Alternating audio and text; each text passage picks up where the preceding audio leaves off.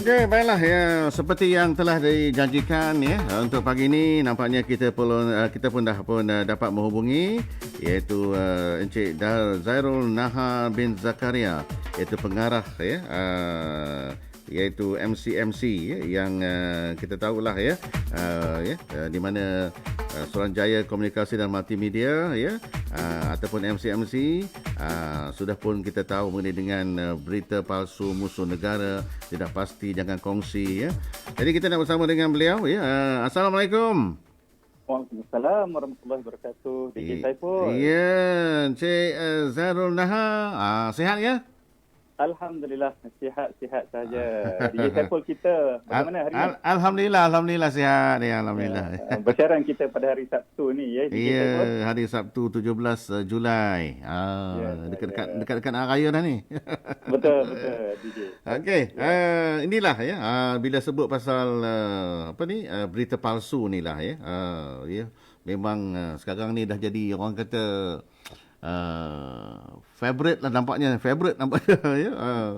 Di khususnya sekarang ni kalau kita tengok di media sosial, di mana-mana sajalah kita tengok dia menggunakan berita-berita palsu inilah ya. Okey, nak tanya pandangan tuan ya mengenai dengan penyebaran berita palsu yang berleluasa ni tuan ya.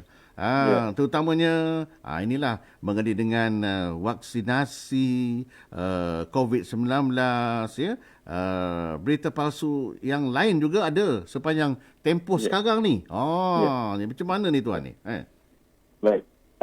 Baik, pertama sekali DJ Saiful saya mengucapkan banyak terima kasih kepada pihak RTM, terutamanya pihak Kera FM kerana memberi ruang dan peluang kepada kami, Suruhanjaya Komunikasi dan Multimedia Malaysia, untuk kita bersama-sama pada pagi ini kita bercakap dan berkongsi, berhubung tidak pasti jangan kongsi berita palsu musuh negara. DJ Saiful, kalau sebelum menjawab soalan tadi, boleh tak saya izinkan untuk kita jelaskan apa yang dimaksudkan dengan berita palsu? Boleh. Berita palsu. Apa itu berita palsu ya? Okey, berita atau maklum palsu ni kita lihat DJ Saiful dan para pendengar para FM yang dihormati sekalian, terhadap kandungan yang sengaja direka-reka dan disebarkan dengan niat untuk menipu, memperdaya dan mengelirukan pembaca. Dan ini secara lain akan menyebabkan kemudaratan lah. Dan kita lihat pada ketika ini kita hidup di era pasca kebenaran atau pasca fakta. Dan kita tengok fakta yang mana kebenaran dan kepalsuan ni kita boleh disimulasi dan dimanipulasi bagi memenuhi matlamat tertentu oleh pihak-pihak tertentu.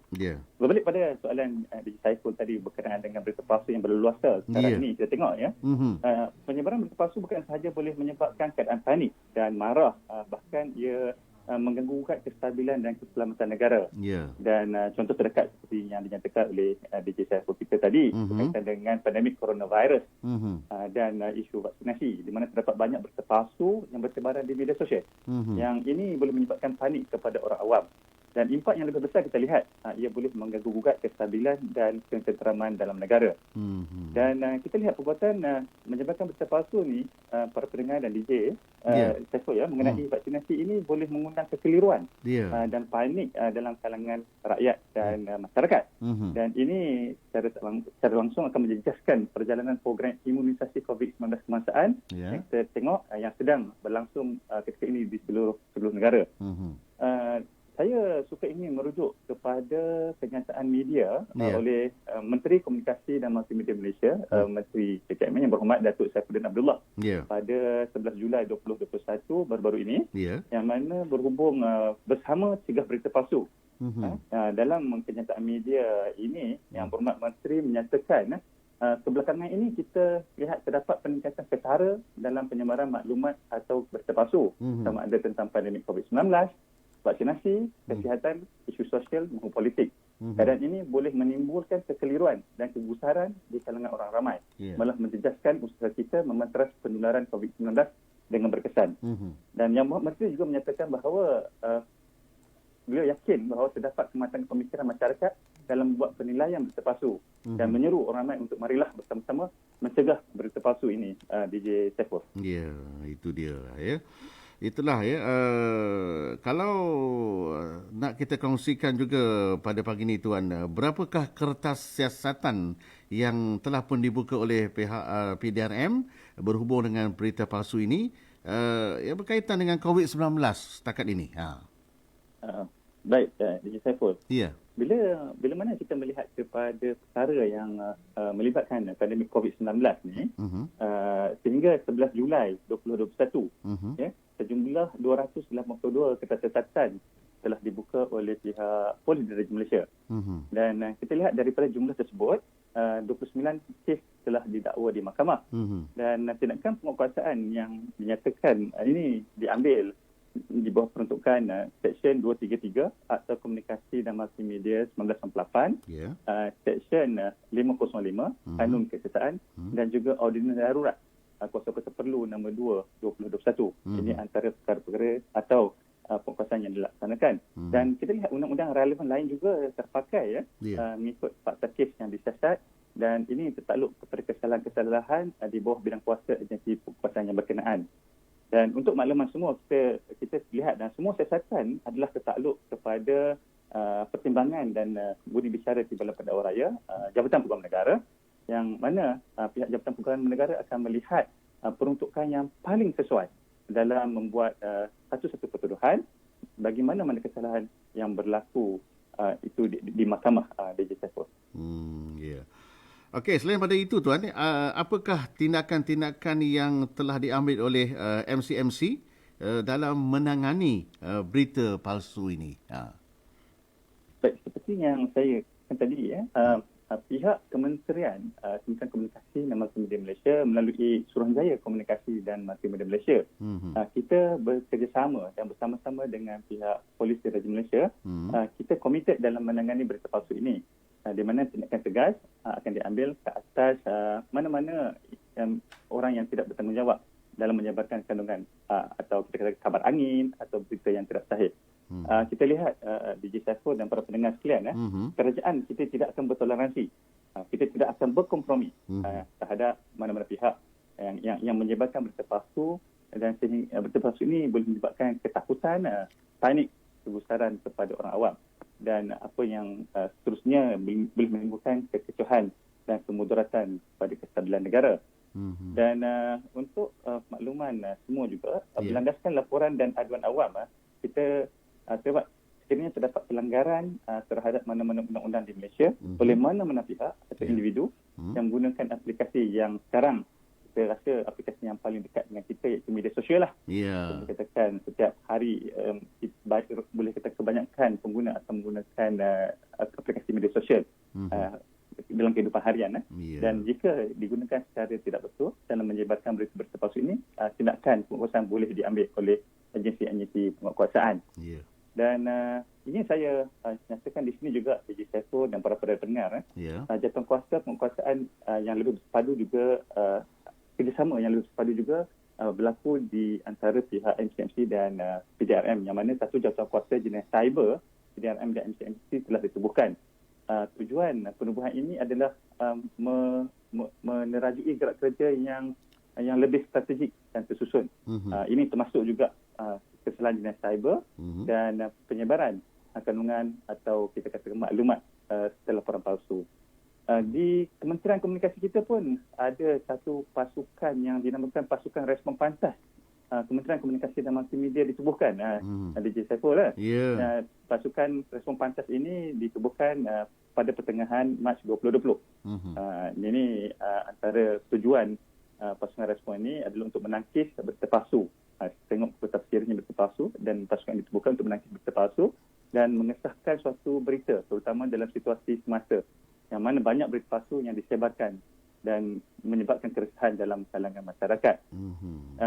Suka saya menyatakan pasukan ini diketuai oleh seorang pegawai bahagian komunikasi strategik Kementerian Komunikasi Multimedia Malaysia dan diikuti oleh pegawai di kementerian serta agensi seperti MCMC dan juga Majlis Keselamatan Negara. Dan pasukan respon pantas ini akan mengemas 30 minit hingga 3 jam. Ini antara perkara yang dilaksanakan untuk mengesahkan barang berita yang tular sekaligus menangkis berita palsu daripada terus disebarkan. Dan kita lihat kecekapan dan kesangkasan pasukan respon pantas ini di Saiful dan para pendengar berkenaan dia menyemak kesahihan suatu berita ia dapat dicapai melalui kerjasama erat dengan semua agensi-agensi kerajaan. Dan selain itu kita lihat di MCMC kita ada portal sebenarnya .my yang kita akan bincang sebentar lagi. Yang mana portal ini sentiasa dikemas kini secara harian untuk orang ramai memeriksa kesahihan kandungan maklumat yang ditularkan Digi Saiful. Ya. Okey, sebut pasal tadi .my tadi dalam sebenarnya .my. Okey, dalam menangani penyebaran berita palsu ni tuan ni. Ini peranan portal sebenarnya .my ni adalah amat penting, ya. Jadi tuan, sejak portal berkenaan diwujudkan pada Mac 2017, sejauh manakah signifikan peranan portal sebenarnya .my ni dalam menjayakan usaha tersebut? Ini antara perkara ingin saya nak peluang jugalah di sini nanti untuk kita sama-sama lihat apa itu portal sebenarnya .my ya. Dan untuk makluman para pendengar para FM yang saya hormati sekalian, portal sebenarnya .my ini adalah satu portal yang dilancarkan oleh Suruhanjaya Komunikasi dan Multimedia Malaysia pada bulan Mac 2017. Kalau kita nak kira kira-kira 4 tahun lepas lah portal ini ditubuhkan. Dan ini merupakan satu sumber yang dekat oleh Digi tadi, rujukan bagi orang ramai menentukan kesahihan satu berita yang tular. Dan secara statistiknya kita dapat lihat sehingga 30 Jun 2021 portal sebenarnya menerima 259 juta layaran semenjak dilancarkan. Dan kita lihat secara puratanya 5 juta hits lah setiap bulan. Maksudnya ramai orang merujuk melihat kepada portal sebenarnya .my ini. Dan portal sebenarnya .my juga menerima 13,914 penyaluran maklumat daripada orang awam, di mana ada disediakan ruangan untuk orang awam menyalurkan maklumat ke dalam portal ini, Digi Saiful. Dan kita lihat secara purata 271 saluran maklumat pada setiap bulan. Dan kita lihat peningkatan yang mendadak ini berlaku terhadap hits yang saya katakan tadi. Penyaluran maklumat adalah ekoran daripada penularan berita-berita yang diragui. Maksudnya orang ingin melihat kepada kesahihan suatu berita, terutama pada ketika inilah berkaitan dengan pandemik COVID-19 yang sedang melanda. Ini menjadi sumber untuk rujukan untuk menentu sahihkan suatu berita yang ditularkan. Dan secara kita kata spesifik rujuk kepada COVID-19 Digi Saiful, kita lihat sejumlah 529 artikel telah diterbitkan di portal sebenarnya .my. Ini melibatkan indikasi berita palsu, penjelasan serta memupuk kewaspadaan orang ramai berkenaan dengan penyebaran berita, terutamanya melibatkan COVID-19. Dan pemerhatian dari aspek perkongsian maklumat daripada sumber portal sebenarnya .my oleh masyarakat juga kita lihat di media-media sosial memberi indikasi yang positif dari segi keberkesanan portal, yang mana ia dapat membantu menangani masalah penularan maklumat serta berita yang tidak sahih atau selalu kita kata berita palsu yang berlaku dalam talian. Dan penyedia platform memudahkan orang awam memeriksa kesahihan maklumat yang ditentukan pada bila-bila masa dan di mana jua.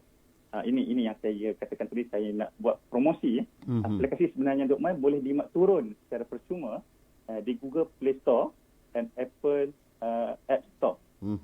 Dan ia akan bantu pengguna untuk menerima notifikasi secara real time. Di portal sebenarnya .my ini juga Digi Saiful dan para pendengar semua, satu saluran Telegram rasmi sebenarnya .my pun telah diwujudkan pada 16 Mac 2020. Dan kita lihat hingga kini telah ada 28,000 subscriber. Jadi di kesempatan ini Digi Saiful, izinkan saya untuk merayu dan menyeru para pendengar untuk sertai atau join ke channel Telegram sebenarnya .my ini bagi kita mendapat maklumat-maklumat berhubung kesahihan suatu berita atau kandungan yang dimuat naik atau ditularkan. Kita lihat manfaat yang banyak yang berguna dapat dibudayakan untuk menyemak dan mendidik masyarakat agar lebih teliti fakta. Ini kita tengok kita boleh menganalisis berita dan sentiasa berwaspada sebelum bertindak menyebarkan sebarang maklumat, terutamanya yang diragui kesahihannya. Seperti yang dikatakan tadi, pihak kementerian melalui MCMC secara konsisten kita menjalankan aktiviti mempromosikan atau maklumkan tindakan yang diambil dalam mentras berita palsu. Kita juga ada pendekatan pendidikan dan advokasi melalui portal sebenarnya .my ini, Digi Saiful. Yang mana ini antara penyelesaian jangka panjang dalam membentuk budaya bermedia sosial yang lebih matang dan efektif dan sesuai dengan nilai murni Malaysia dan seterusnya memperkasakan rakyat Malaysia ke arah melahirkan warga digital yang lebih bertanggungjawab. Ini balik juga kepada kenyataan Yang Berhormat Menteri terhadap kematangan pemikiran masyarakat dalam membuat penilaian sesuatu berita palsu tersebut. Digital. Itulah ya, kalau yang belum lagi muat turun ya, sebenarnya .my, jadi boleh dapatkan aplikasi di App Store dan juga iaitu apa satu lagi, Google Play Store dan Telegram kita. Telegram. Telegram ya. Channel Telegram. Jadi boleh hari ni mulalah sekarang lepas ni. Okey. Silakan. Ya, jadi alu-alukan para pendengar semua dan semua yang mendengar kita pada pagi ini untuk kita sama-sama macam saya kata tadi join dan sertai channel Telegram sebenarnya .my kita. Ya. Okey, sekali Tuan, untuk akhir sekali, mengapakah penting untuk kita mengamalkan kawalan kendiri ketika berkongsi kandungan? Ini pun bukan kata COVID-19, kawalan kendiri. Jadi nak berkongsi kandungan pun kena ada kawalan kendiri kita ni. Macam mana ni? Benar. Setuju. Saya setuju sangat dengan DJ Saiful. Baik, saya lihat DJ Saiful dan para pendengar, media sosial ni hanyalah medium perantaraan. Dan punca permasalahan sebenar adalah terletak kepada cara kita menggunakannya. Kita menggunakan media sosial itu sendiri. Dan dalam utama yang berada di sebalik permasalahan ini terarah kepada sikap, mentaliti dan niat pengguna media sosial itu sendiri. Oleh itu, salahguna media sosial boleh diatasi jika setiap pengguna tahu peranan masing-masing dan tekad untuk melakukan perubahan. Kita ada peranan kerajaan dan peranan pengguna. Peranan pengguna ni yang lebih besar yang kita lihat pada hari ini. Oleh yang demikian, pendidikan dan advokasi satu kedaran perlu bergerak seiring dengan aktiviti penguasaan seperti katakan tadi dan kawasan selia. Kerana ianya memainkan peranan yang penting dalam melahirkan masyarakat minda kelas pertama yang lebih bertanggungjawab dan tidak memuat naik atau menyebabkan sebarang kandungan yang boleh melanggar mana-mana peruntukan undang-undang dalam negara. Dan pada masa yang sama, kita lihat orang ramai boleh membantu dengan memberikan tip atau info penting kepada pihak berkuasa untuk tindakan susulan.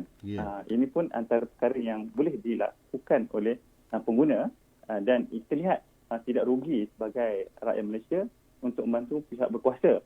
Malah ini adalah satu perkara yang diyakini sumbangan-sumbangan yang diberikan amat membantu operasi pihak berkuasa dalam menangani berita-berita palsu yang berluasa ini di Saiful. Ya. Okey, jadi terima kasih banyaklah ya kepada Tuan dapat kita berkongsi pada pagi ni ya. Tapi saya masih lagi ingat lagi lah ya, bila sebut pasal Telegram tadi, yang mana yang ingin sama-sama untuk join tadi ya Tuan ya. Telegram sebenarnya .my ni boleh pergi ke portal sebenarnya .my untuk sama-sama join mengenai dengan portal ini. Okey, jadi ada diizinkan.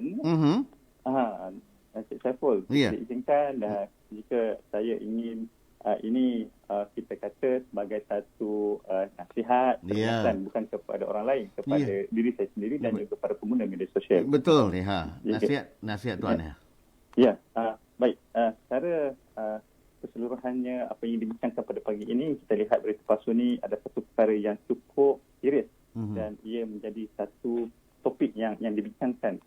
Ia adalah musuh negara. Kita lihat musuh negara. Dan kita lihat setiap pengguna mempunyai peranan tersendiri yang boleh dimanfaatkan untuk kebaikan semua pihak. Setiap dari kita boleh mempunyai peranan menjaga sesama kita dalam konteks ini, dalam konteks mengetahui berita palsu, dalam konteks menyebarkan berita palsu. Jika ada pengguna, di sini saya ingin menyuruh jika ada mana-mana pengguna media sosial yang ternampak atau menjumpai sesuatu yang kurang elok dalam media sosial, laporkan perkara tersebut secara terus kepada penyedia platform. Penyedia platform adalah penyedia platform media sosial yang sering kita gunakan dalam seharian kita dan berkenaan ruangan laporan penyalahgunaan yang disediakan. Ini untuk perhatian dan tindakan lanjut berdasarkan piawaian komuniti serta terma perkhidmatan yang diberikan oleh pihak mereka. Dan jika ada menjumpai mana-mana kandungan yang boleh menjadi kesalahan undang-undang. Di sini saya ingin menyeru agar para pengguna dapat maklumkan kepada pihak berkuasa untuk perhatian dan tindakan lanjut pihak-pihak berkuasa. Bukan sahaja untuk kita mengambil tindakan penguasaan, dan kita juga akan menjalankan peranan untuk memberi atau menentusahikan suatu berita yang ditularkan. Seperti yang saya nyatakan tadi, ada saluran di sebenarnya Dukmat untuk menyalurkan maklumat-maklumat yang ditularkan. Dan saya lihat MCMC juga menyediakan banyak program bentuk advokasi, program yang dijalankan antara lain bertujuan untuk mendidik masyarakat kita untuk lebih beretika dalam menggunakan media sosial. Program yang dijalankan juga adalah untuk memupuk semua pengguna media sosial agar lebih bertanggungjawab dan bersama-sama mengekang maklumat atau berita palsu daripada terus disebarkan. Dan kita ada program-program di peringkat MCMC, Digital Phone dan para pendengar semua, kita ada program yang mana ini antara lain adalah bertujuan untuk mendidik dan mempromosikan penggunaan media sosial secara berhemah, iaitu program Klik dengan Bijak, The Truth Campaign dan kebebasan bersuara, bukan kebebasan untuk berbohong.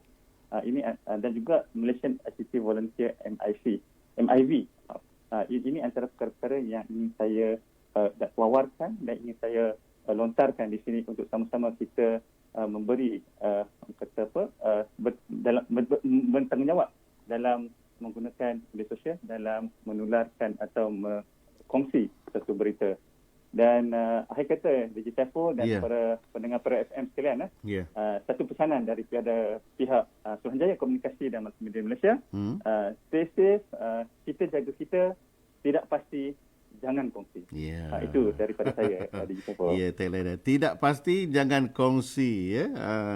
Okey, terima kasih banyak Tuan kerana dapat berkongsi berbagai maklumat dan juga sedikit sebanyak pada pendengar kita dapat manfaat daripada apa yang telah dikatakan oleh Tuan pada pagi ini, Tuan. Okey. Okey, jadi terima kasih. Assalamualaikum. Waalaikumsalam warahmatullahi wabarakatuh. Kembali di Digital Phone. Sama-sama. Itu dia Tuan Zairul Nahar bin Zakaria, pengarah Suruhanjaya Komunikasi dan Multimedia Negeri Perak, yang dapat kita bersama menerusi bual bicara khas tidak pasti jangan kongsi berita palsu musuh negara.